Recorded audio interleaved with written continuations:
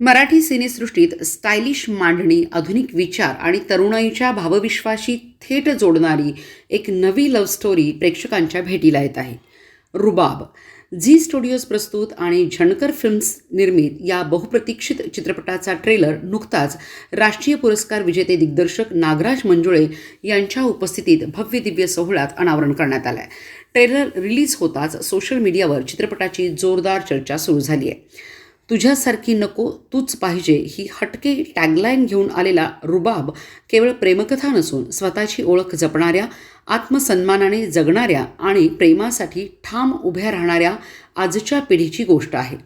संभाजी ससाणे आणि शीतल पाटील यांची फ्रेश जोडी, दमदार संवाद, स्वॅगदार सादरीकरण आणि भावनिक संघर्ष यामुळे ट्रेलरने तरुणाईच्या मनावर अधिराज्य गाजवले आहे.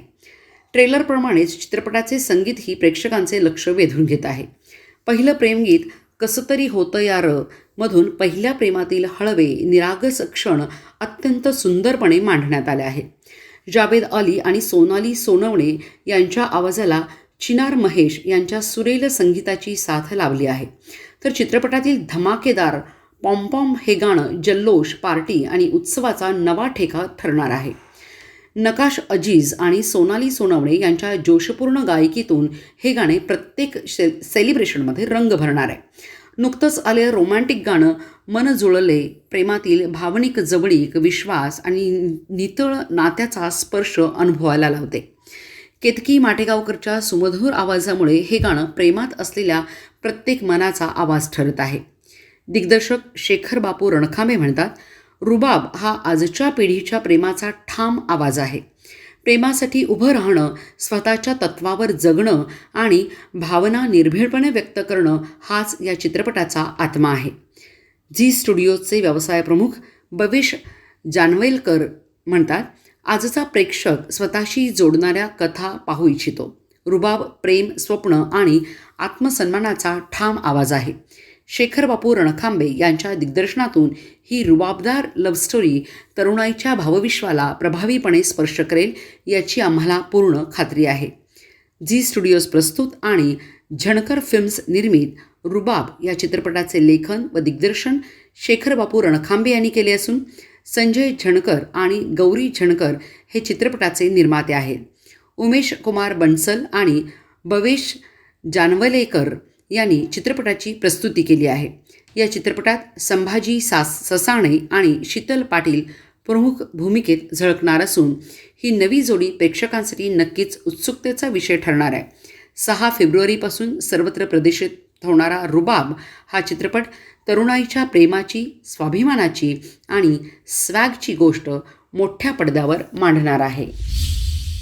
नमस्कार, माझं नाव संजय झणकर. मी या सिनेमाचा निर्माता आहे. रुबाब सिनेमाबद्दल बोलायचं असेल तर हा सिनेमा तुम्हाला खूप हसवणार आहे, खूप रडवणार आहे आणि बाहेर पडताना तुमच्या जगण्याचा रुबाब वाढवणार आहे. त्याकरता 6 तारखेला सिनेमागृहात जाऊन संपूर्ण महाराष्ट्रातल्या लोकांनी 6 तारखेला सिनेमागृहात जाऊन हा सिनेमा नक्की पहा. हा सिनेमा 100% आवडणार आहे, ही मी तुम्हाला खात्री देतो. नमस्कार सांगलीकर. 6 फेब्रुवारीला आपला रुबाब हा चित्रपट संपूर्ण महाराष्ट्रात रिलीज होतो आहे आणि त्याचं ॲडव्हान्स बुकिंग सुरू झालेलं आहे. बुक माय शोवरती जाल आणि तिथं रुबाब टाईप कराल तर आपलं पेज येतं आणि तिथं तुम्हाला बुकिंग तुम्ही करू शकता. एकाची नाही, अख्ख्या जगाची लव्ह स्टोरी आहे अशी युनिक टॅगलाईन असलेली ही फिल्म आहे आणि संपूर्ण महाराष्ट्रात ती रिलीज होतेच. त्याच्याबरोबर सांगलीत खूप त्याचे शो आहेत आपल्या. आणि मी तुम्हा सगळ्यांना परत एक वेळ विनंती करेन की बुक माय शोवरती जा आणि ह्याचं तिकीट बुक करा आणि हाऊसफुल करा. थँक्यू. नमस्कार, मी संभाजी ससाणे. मी रुबाब या सिनेमात सूरज हे पात्र साकारतोय. तर सूरजला बघायला, सूरजचा रुबाब बघायला, कारण तो रुबाब सूरजचा नाही आहे, तो तुमचा आहे. तुम्ही आयुष्यात प्रेम केलं असेलच तर सूरज तुम्हाला बघणं भागच आहे. कारण तुझ्यासारखी नाही तूच पाहिजे, कधी ना कधीतरी तुम्ही कोणासाठी तरी ते वाक्य बोललाच असाल. तर तो रुबाब बघायला आणि स्वतःचा रुबाब काय आहे तो एक्सप्लोअर करायला नक्की बघा रुबाब येत्या 6 फेब्रुवारीला तुमच्या जवळच्या सिनेमागृहात. धन्यवाद. नमस्कार, मी शीतल पाटील. रुबाबमध्ये मी वैशाली नावाचं पात्र साकारलं आहे आणि आता फार दिवस राहिले नाही आहेत. 6 तारखेला रुबाब तुमच्या सर्वांच्या प्रदर्शनात येतो आहे. सर्व चित्रपटगृहांमध्ये प्रदर्शित होत आहे.